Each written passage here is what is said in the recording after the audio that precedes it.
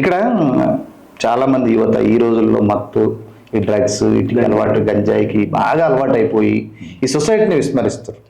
So చివరిగా మీరు మన డెక్కన్ టీవీ ప్రేక్షకుల కోసం మీరు ఇచ్చేటటువంటి యువతకి ఇచ్చేటటువంటి సందేశం అంటే నేను ఎప్పుడు కూడా యువతను కోపం కాదు, ఆవేదన నుంచి నాకు కోపం వస్తుంది. దీనికి కారణం తల్లిదండ్రులు. ముఖ్యంగా ఈరోజు తల్లిదండ్రులే ప్రధానమైనటువంటి నిందితులు, నేరస్తులు. అసలు ఈ తెలంగాణ సమాజంలో ఇప్పుడున్నటువంటి తల్లిదండ్రులే నేరస్తులు. చిన్నప్పుడే కళ్ళు చుక్కలతోటి వాళ్ళకు మద్యాన్ని అలవాటు చేస్తున్నారు. వాళ్ళ ముంగట సిగరెట్ తాగి హీరోయిజాన్ని ఆ రోజు అలవాటు చేస్తున్నారు. వాళ్ళ ముంగట ప్రవర్తించకూడని విధంగా ప్రవర్తించి వాళ్ళ ఆలోచనలను దారి మళ్ళిస్తున్నారు. వాళ్ళు చిన్నప్పుడే మొక్కై వంగనిది మానవి వంగురా అని చెప్పి మనకున్నది. చిన్నప్పుడే వాళ్ళ ముంగట చేయకూడని పనులన్నీ చేసి వాళ్ళకు ఒక యవ్వన స్థితి వచ్చిన తర్వాత ఆ క్రమం లోపల కొన్ని హార్మోన్స్ రిలీజ్ అవుతాయి. అది ప్రకృతి, అది అంతే. కాబట్టి అప్పుడు వాళ్ళు తల్లిదండ్రులు ప్రవర్తించినటువంటి తీరు అది తప్పేమో కాదేమో అని చెప్పి, మా నాన్న ఇట్లా చేసిండు, మా అమ్మ ఇట్లా చేసింది, నేను చేస్తే తప్పిందని అని అంటారు.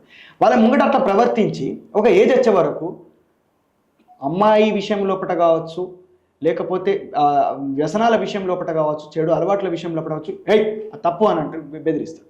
అక్కడ వాళ్ళని కట్టడి చేస్తారు.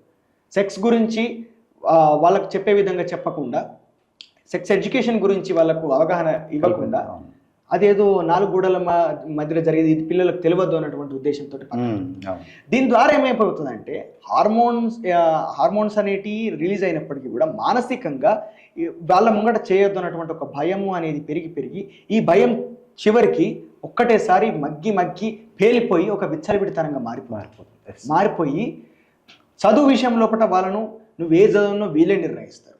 వాళ్ళ ఇంట్రెస్ట్ లేదో తెలుసుకోరు, అక్కడ వాళ్ళని కట్ చేస్తారు. ఎన్ని రకాల మానసిక ఒత్తిడి అనుభవించిన తర్వాత ఆ పిల్లలు ఏమవుతారన్న లాస్ట్కు, అంతే కదా, అంతే. వాళ్ళు ఎటు కాకుండా అయిపోయి లాస్ట్కు విచ్చలవిడితనం బాగా పెరిగిపోయి కేర్లెస్గా అయిపోయి అప్పుడు వాళ్లకు ఆ క్షణికానందాన్ని ఇచ్చేటటువంటి ఏ పదార్థాలు ఏవైతే ఉంటాయో, అది గంజాయి కావచ్చు, డ్రగ్స్ కావచ్చు, ఇంకేమన్నా కావచ్చు, అటువైపు మళ్ళీ పోతారు. మానసిక ఒత్తిడే కారణం.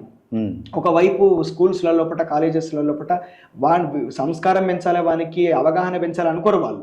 వానికి మార్క్స్ రావాలి, ఈ ఎగ్జామ్ ఇది వస్తుంది, నువ్వు చదువుకోవాలి. ఒక కంప్యూటర్ లెక్క ఒక రోబోని తయారు చేసినట్టు మనం తయారు చేస్తే, మొన్ననే ఒక పెద్ద ఐఐటి కాలేజ్ నుండి కాన్వకేషన్ తీసుకున్నటువంటి విద్యార్థుల డ్యాన్స్ మనం చూసినాం కదా, ఎట్లా రోబోల్ డ్యాన్స్ చేసినట్టు. అంటే వాళ్ళకు ప్రపంచ జ్ఞానం కూడా తెలియదు.